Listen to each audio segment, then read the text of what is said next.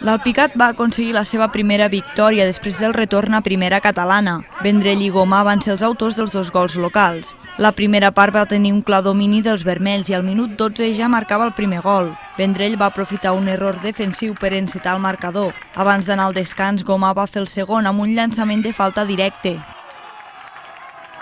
A la represa, el Viladecans va sortir més actiu i va seguir buscant el gol amb insistència. Però el bon treball defensiu de l'Alpicat no deixava veure porteria a l'equip rival. Va ser als últims 5 minuts, quan la segona groga de Kelly va expulsar el jugador i va deixar amb 10 els lleidatans. Hi ha hagut l'expulsió absolutament injusta del Kelly, totalment injusta, però així i tot, amb contraatacs, hem tingut jugades per tornar a definir. No ha sigut així. Hem sabut sofrir davant d'un equip que col·lectivament és molt bon equip, hem sofert sense passar excessius apuros, de qualitat en tenim.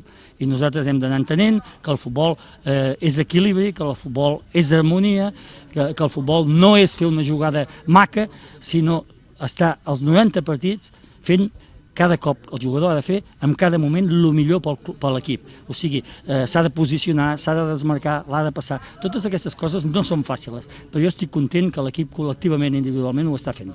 Ja amb temps afegit, les mans d'Aitor a dins de l'àrea van provocar el penal que el Viladecans transformava en gol. No va haver-hi més temps i l'Alpicat es va quedar amb la primera victòria de la temporada.